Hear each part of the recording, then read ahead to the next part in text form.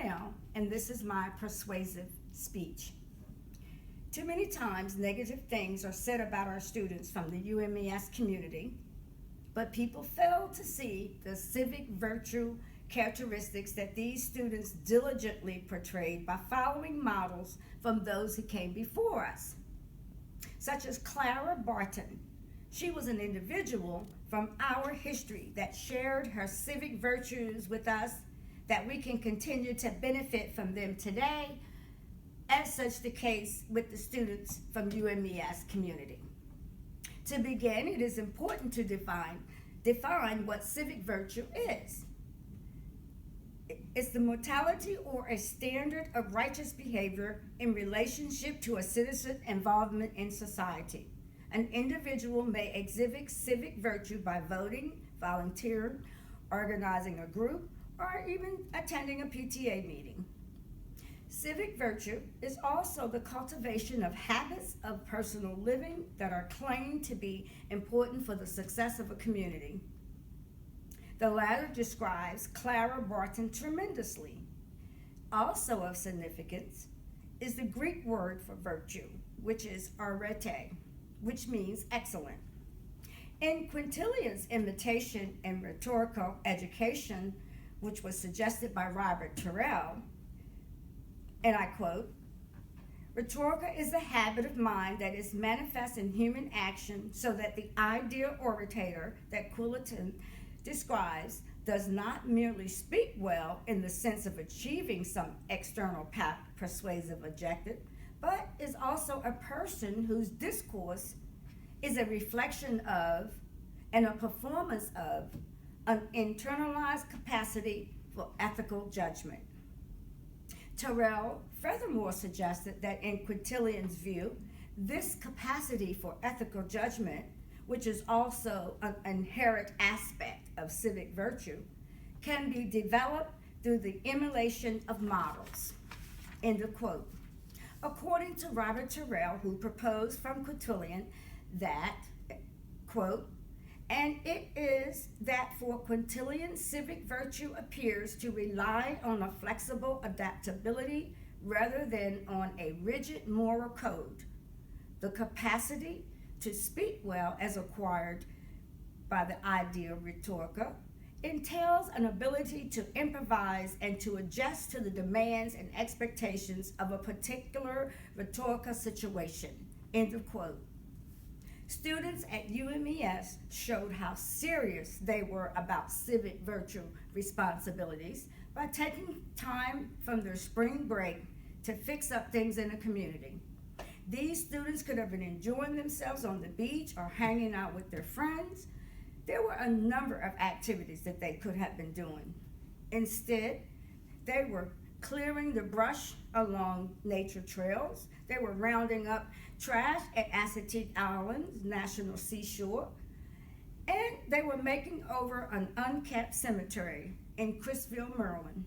8 students from UMES participated in an intensive 6-day service learning project, volunteering their time and their hard work. And I quote, "It strengthened the importance of interpersonal relationships amongst all ranks of the UMES student body and the Outwood community." End of quote. The students fixed up headstones that had toppled over. The cemetery had been neglected for such a long time. These same students, they bagged up trash from the beach south of the Ocean City Inlet, and they cleared debris along a 2-mile walking path at the Hazel Outdoor Discovery Center near Eden, Maryland.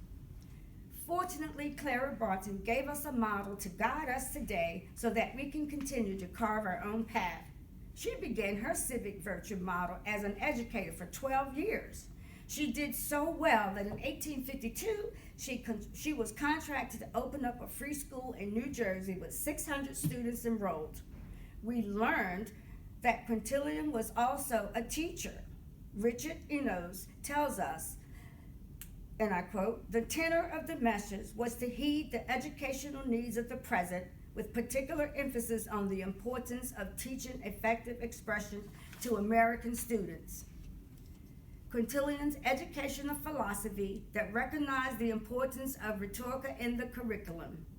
End of quote. The whole root of his institutional orator IQ is a treason on rhetoric so complete and so fundamental that any modern teacher could use it as a textbook in his class today. End of quote. Miss Barton's civil virtue really took shape from her services as a hospital nurse who founded the American Red Cross. She was teaching and providing her services to wounded servicemen during a time when women did not work outside of the home. In 1861, after the bloodshot of the American Civil War, she nursed men in uniform by giving them food and supplies. Some of these men were the same men she had grown up with or had taught them in school. She developed true humanitarian model as she offered her support and time to these soldiers, keeping their spirits high and giving them emotional support. Similar to the actions of the student community at UMES, she volunteered her services and was appointed, quote, lady in charge, end of quote, at the hospital.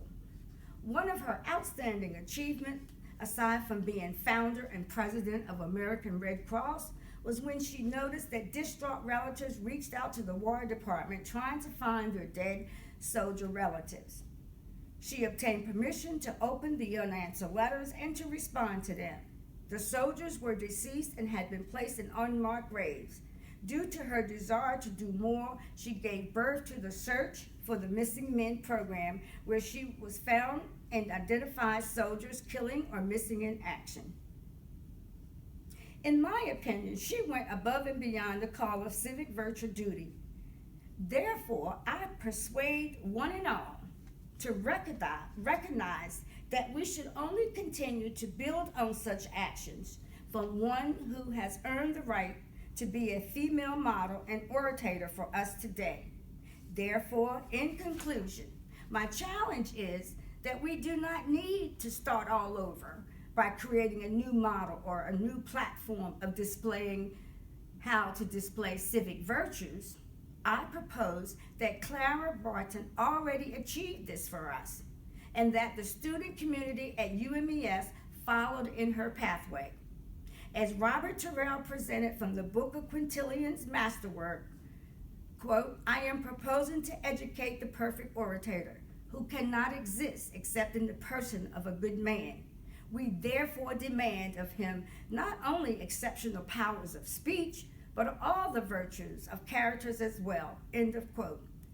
Clara Barton laid down pedagogical practices, and our students at UMES community followed suit.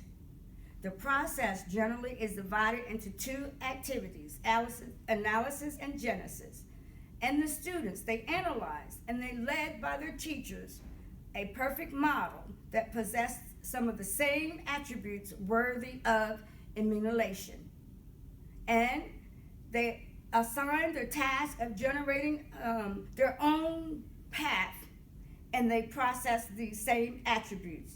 The students, they found a way to parallel, mirror, and otherwise be informed by various qualities of the original, including structures, stylistic choices, remembering of their cultural values, audience adaptation, and so on.